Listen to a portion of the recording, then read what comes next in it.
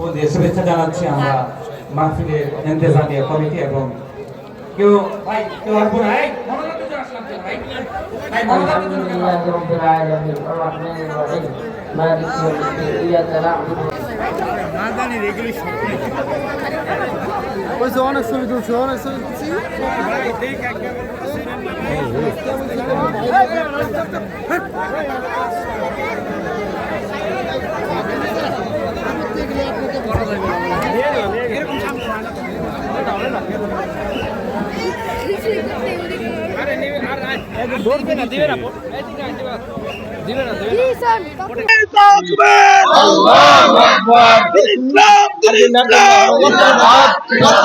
السلام عليكم ورحمة الله وبركاته. إن الحمد لله نحمده ونستعينه ونستغفره ونؤمن به ونتوكل عليه ونعوذ بالله من شرور أنفسنا ومن سيئات أعمالنا من يهده الله فلا مضل له ومن يضلل فلا هادي له ونشهد أن لا إله إلا الله وحده لا شريك له أما بعد فأعوذ بالله من الشيطان الرجيم بسم الله الرحمن الرحيم قد أفلح المؤمنون الذين هم في صلاتهم خاشعون والذين هم عن اللغو معرضون والذين هم للزكاة فاعلون والذين هم لفروجهم حافظون إلا على أزواجهم أو ما ملكت أيمانهم فإنهم غير ملومين فمن ابتغى وراء ذلك فأولئك هم العادون صدق الله مولانا العظيم وصدق رسوله النبي الكريم ونحن على ذلك من الشاهدين والشاكرين والحمد لله رب العالمين شكرا لك شريف فرنا اللهم صل على محمد وعلى آل محمد كما صليت على إبراهيم وعلى آل إبراهيم إنك حميد مجيد اللهم بارك على محمد وعلى آل محمد كما باركت على إبراهيم وعلى آل إبراهيم إنك حميد مجيد শামসাবাদ এলাকাবাসী ও প্রবাসীদের উদ্যোগে আয়োজিত শামসাবাদ জামিয়া ইসলামিয়া কওমি মাদ্রাসার আজকের এই ওয়াজ ও দোয়া মাহফিলের সম্মানিত উলামায়ে কেরাম, মুরব্বিয়ানে আযম, প্রিয় যুবক ভাইরা, স্নেহের ছোট ভাইরা, আল্লাহ রাব্বুল আলামিনের দরবারে অসংখ্য অগণিত শুকরিয়া যে মহান রব্বুল আলামিন আপনাকে আমাকে এই মধ্য রজনীতে কোরআন সুন্নাহর কিছু কথা বলবার এবং শুনবার ব্যবস্থা করেছেন। সেজন্য অন্তরের অন্তঃস্থল থেকে কালিমাতু শুকর আদায় করে স্বতঃস্ফূর্ত আওয়াজ করে বলে আলহামদুলিল্লাহ। আসলে আজকে টঙ্গীর তুরাগ তীরে বিশ্ব ইজতেমা চলা কারণে গাজীপুর থেকে এয়ারপোর্ট পর্যন্ত প্রচন্ড জ্যাম, এমনিতেও গাজীপুরে জ্যাম হয়, আজকে অনেক বেশি। তো এই জন্য আমার দেরি হয়ে গেছে, দুঃখ প্রকাশ করছি। প্রথম প্রোগ্রামে শরীক হওয়ার কথা ছিল 8টায়, ওখানেই গেছি 10টায়। তো এই জন্য দেরি হওয়ায় আন্তরিক দুঃখ প্রকাশ করছি। প্রিয় ভাইরা আমার, বন্ধুগণ আমার, আমি সূরাতুল মুমিনুনের প্রথম কয়েকটা আয়াত আপনাদের সামনে তিলাওয়াত করেছি। দেখুন, দীর্ঘ রাত পর্যন্ত আলোচনা শুনি, ওয়াজ মাহফিলে যাই, এই মানুষগুলো আবার গান বাজনা হইলে গান বাজনাতেও যায়। লম্বা রাত আলোচনা শুনতে রাজি, কিন্তু ফজরের নামাজ পড়তে রাজি না। নাউজুবিল্লাহ। আল্লাহ মাফ করুক আমাদেরকে, বলেন আমিন। আল্লাহ আমাদের সবাইকে মাফ করুক, বলেন আমিন। আলোচনা শোনার মাকসাদ কি, উদ্দেশ্য কি? উলামায়ে কেরামের মুখ থেকে যে কথাগুলো বলবেন আমরা সেই অনুযায়ী আমল করার চেষ্টা করব। উদ্দেশ্য তো এটাই নাকি? নাকি উদ্দেশ্য হলো যেহেতু এটা ভাইরাল বক্তা, সারা দেশে পরিচিত, একটু দেখে আসি? যদি এই ধরনের উদ্দেশ্য থাকে, আসলে আল্লাহ মাফ করুক, আমাদেরকে কেউ দেখতে আসতো না যদি আমাদেরকে ইউটিউব, ফেসবুক বা মিডিয়া ওইভাবে পরিচিত না করত। এখন আমাদের বড় যোগ্যতা হয়ে গেছে, এখন ভাইরাল, নাউজুবিল্লাহ। বড় বড় শাইখুল হাদিস, বড় বড় আলেম, বড় বড় মুজাহিদ শাইখুল হাদিস, তাদেরকে কেউ চিনেও না, তাদের কথাও শুনতে চায় না, তাদেরকে দেখতেও যায় না। অথচ এই সোশ্যাল মিডিয়ার কারণে অনলাইনে যারা পরিচিত, তাদের যোগ্যতা যাই থাকুক, সব মানুষ হুমড়ি খেয়ে পড়ে। সেলফিবাজি, তারপরে হলো গিয়া হুজুরকে দেখা, এই সেই, মানে এগুলো নিয়ে। দেখেন ভাই, নিয়তটা সহি করতে হবে। প্রথমত, এই ভাইরালিজমের কোনো ফায়দাই নেই। আল্লাহর দ্বীনের জন্য যদি কাজে না লাগে, এই পরিচিতি মূল্যহীন। এই আবেগ, এই সেলফি তুলতে চাওয়া, এতে যদি আমি নিজেকে সফল মনে করি, আমার চাইতে বড় বোকা আর কেউ নাই। এই জামানায় যে কেউ যে কোনোদিন ভাইরাল হয়ে যেতে পারে। ভাইরাল হওয়াটা যদি সফলতা হয়, তাহলে মতিঝিলে গিয়া শাপলা চত্বরে ল্যাংড়া হয়ে গিয়া নাচ দেন, কিংবা সংসদ ভবনের সামনে গিয়া লুঙ্গি তুললে দৌড় দেন, দেখবেন ভাইরাল হয়ে গেছে। এই ভাইরালিজমেরই যদি লাভ হইতো, অনেকভাবে অনেক মানুষ ভাইরাল হইতেছে, তাহলে সেও সমাজের চোখে, আল্লাহর চোখে সম্মানী হয়ে যেত। সবাই কি আল্লাহর চোখে সম্মানী? কথা বলেন না। সব ভাইরালরাই কি আল্লাহর চোখে সম্মানী? তো আমার কি এই ভাইরালিজমের ফায়দা যদি আল্লাহর কাছে আমার মূল্যায়নই না থাকে? আপনারা মঞ্চে একটু বাড়াবাড়িটা বেশি করতেছেন। মঞ্চে এইভাবে কেউ দাঁড়ায় থাকে?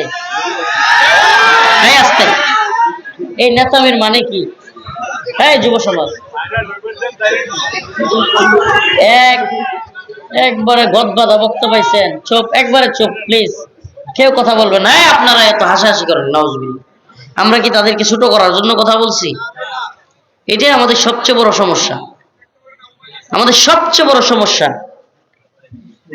আমরা ম্যানার শিখাইতে গিয়া মানুষকে ছোট করি, মানে আদব কায়দা শিখাইতে গিয়া একজন আর একজনকে হেয় করি। আমরা কি হেয় করার জন্য, তাদেরকে তুচ্ছতাচ্ছিল্য করার জন্য বসাইছি? হ্যাঁ, এই জন্য কাউকে ছোট করতে নাই, হাসাহাসি করতে নাই। আমাদের সমাজে এত বাজে কালচার হয়েছে, একজন স্লিপ খায়া পড়ে গেছে কাদার মধ্যে, ওমা 4-5 জন প্যাক প্যাক করে হাসতেছে। আরে ভাই, তার তো পায়ে ব্যথা হইতে পারে, ঝামেলা হইতে পারে, আছে না নাই? হুচট খাইছে, ব্যথা পাইছে, কিংবা গাড়ি থেকে পড়ে গেছে, অনেক সময় হাইসা দেয়। এগুলো করতে নাই। আল্লাহ আমাদেরকে বোঝার তৌফিক দান করুক, বলেন আমিন। তো আমাদের সফলতা, ভাইরাল হওয়া এটা সফলতা? হ্যাঁ, এই জামানায়, আরে কি এক জামানা আইলো, আল্লাহ মাফ করুক। জাকরা চুল দিয়া পোলায় ভিডিও করে, ঘোড়ার চুলের মতো চুল রাখছে, রাইখা ভিডিও সিডিও কইরা একটু পরিচিতি পাইছে। এখন যা তা করে, এটাই নিজের মনে হয় বিরাট সফল। তার ফলোয়ার আছে, ফ্যান আছে, ফলোয়ার আছে, বিরাট সফল। তার ফেসবুক আইডি, টিকটক আইডিতে অনেক মানুষ ভিউ হয়ে যায়, এতেই নিজের বিরাট সফল মনে করে।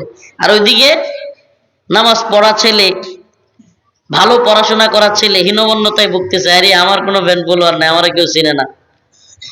মিয়া, এই অনলাইনের যুগে ভাইরাল হওয়ার এই যদি সফলতা মনে করো, তাইলে এর চাইতে বড় বোকামি আর পৃথিবীতে হইতে পারে না। এই ভাইরালিজমের সফলতার পিছনে ছুটতে গিয়া মানুষের সামাজিক মূল্যবোধ কিংবা ভদ্রতা, আচার আচরণ এগুলোর মধ্যে এক ধরনের পরিবর্তন চলে আসছে। খুলে দিছে কেন? নাকি এটা খোলাই ছিল? এই অন্য একটা বোতল দেন, পানি, অন্য একটা পানি বোতল দিতে বলেন। তো বলতেছিলাম, আজকে আমি আলোচনাই করব যে বিষয়, আগে সেটা বলি নেই। সেটা হলো মুমিনের সফলতা কোন পথে, বলেন না বিষয় কি? মুমিনের সফলতা কোন পথে? কোরআনের ভাষায় আমরা দেখব কোরআন কি বলে, মুমিন কোন পথে গেলে সফল? ভাইরাল হওয়া সফল, লক্ষ টাকার চাকরি করা সফল, কোটি টাকা দিয়ে বাড়ি করা সফল, সুন্দরী নারীকে বিয়ে করতে পারা সফল? হ্যাঁ, কোনটা সফলতা? BMW, পাজারো কিংবা বড় বড় ভালো মানের গাড়ি কিনা এটা সফলতা?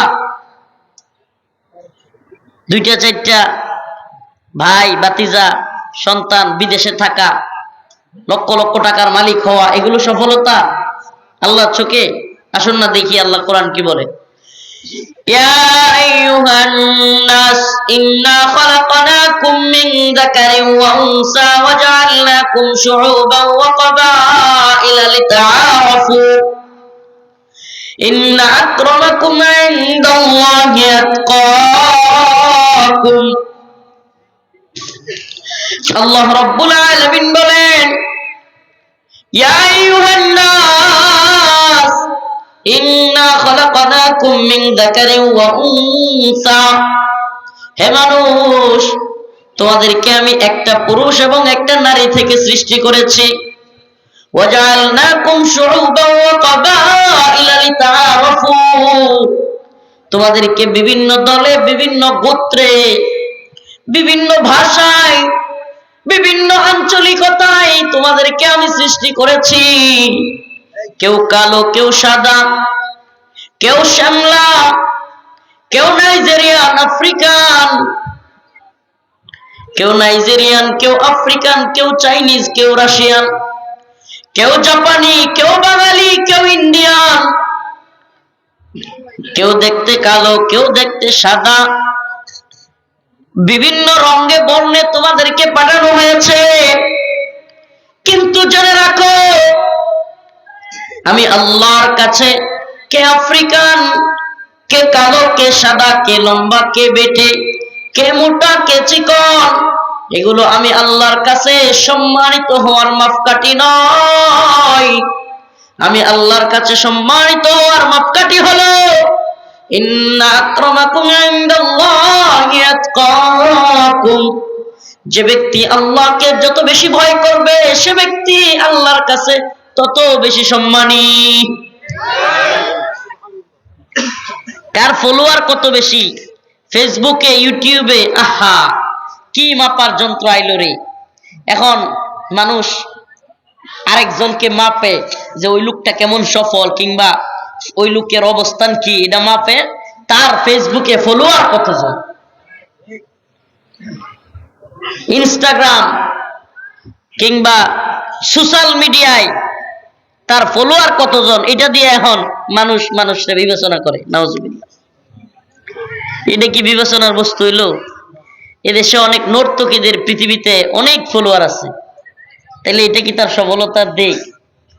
নাম বলতে চাচ্ছি না, কত নর্তকী, আমি নর্তকী বলছি কিন্তু অনেকের ভাষায় এরা স্টার, এদের দেহ ব্যবসা করতেছে, এরা বিভিন্ন নোংরা কাজে যুব সমাজকে নিয়ে যাচ্ছে, অথচ এদের ফলোয়ারের অভাব নাই, আছে না নাই? পুরো পৃথিবীতেই। তো তাইলে এদেশের অনেক বড় বড় হুজুররা চাইতে ফ্যান ফলোয়ারের দিক থেকে হাফ প্যান্ট পাও দিয়া খেলা খেলোয়াড়রা, হাফ প্যান্ট পরে খেলে যে খেলোয়াড়রা খ্রিস্টান, এদের ফলোয়ার কম না বেশি? কিংবা অনেক নর্তকী, নাউজুবিল্লাহ, পর্ন স্টার, এদের ফলোয়ার অনেক আলেম ওলামাদের চাইতে কম না বেশি? তাইলে এরাই মনে হয় সবচেয়ে বেশি যোগ্যতা আর সবচেয়ে বেশি ভালো মানুষ। হ্যাঁ, সোশ্যাল মিডিয়া, টাকা পয়সা, যশ খ্যাতি, এগুলোর কোনোটাই আল্লাহর কাছে সফলতার মাপকাঠি নয়।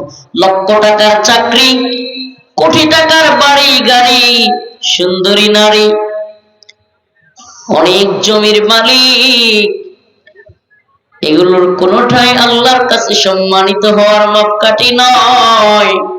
আল্লাহ বলেন, ইন্না আকরামাকুম ইনদাল্লাহ, ইন্না আকরামাকুম ইনদাল্লাহি আতকাকুম।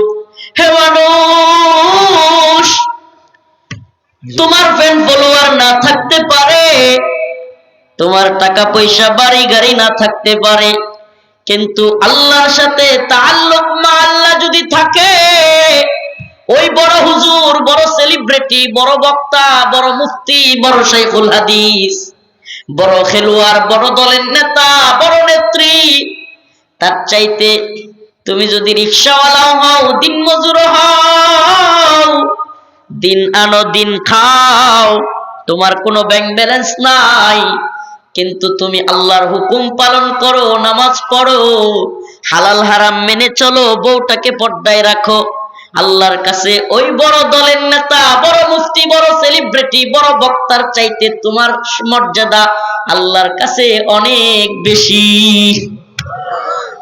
আল্লাহর কাছে অনেক বেশি। তাআল্লুক মা আল্লাহ এটা একটা ভিন্ন জিনিস। অনেক বড় বক্তা, ভাইরাল বক্তা দেখে আল্লাহর সাথে সম্পর্ক কি, এটা আল্লাহই জানে। সুবহানাল্লাহ। এটা কে জানে? আল্লাহই জানে। আল্লাহকে কে কতটুকু ভয় করে এটা প্রকাশ্যে বোঝা যায় না, গোপনে গুনাহ করার ইচ্ছা হয় সময় বোঝা যায় হে কতটা তাকওয়াবান।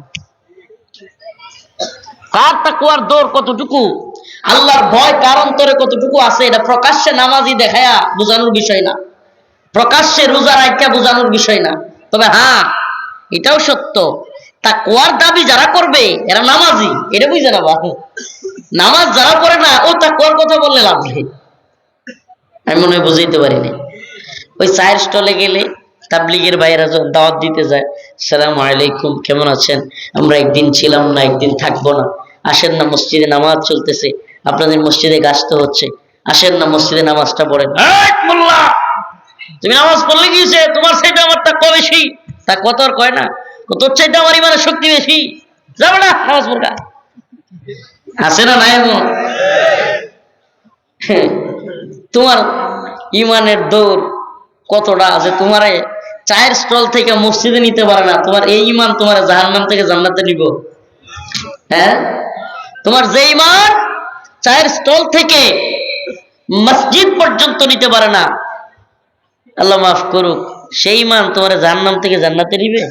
হ্যাঁ, তাইলে ওই তাকওয়ার সবক মানুষকে দিয়ে লাভ নাই। প্রিয় ভাইরা আমার, ছোট্ট কথা একদম সংক্ষিপ্ত। আল্লাহ পাক অনেক জায়গায় বলছেন এই কথাটা কোরআনে, ইত্তাকুল্লাহ, আল্লাহকে ভয় করো, ইত্তাকুল্লাহ, আল্লাহকে, ইয়া আইয়ুহাল্লাযীনা আমানু, ইয়া আইয়ুহাল্লাযীনা আমানু ইত্তাকুল্লাহ ওয়া কুলু কাওলান সাদীদা, ইয়া আইয়ুহাল্লাযীনা আমানু ইত্তাকুল্লাহ ওয়াল তানজুর নাফসুম মা কদ্দামাত লিগাদ, ইয়া আইয়ুহান নাস উবুদু রাব্বাকুমুল্লাযী খালাকাকুম ওয়াল্লাযীনা মিন ক্বাবলিকুম লাআল্লাকুম তাত্তাকুন।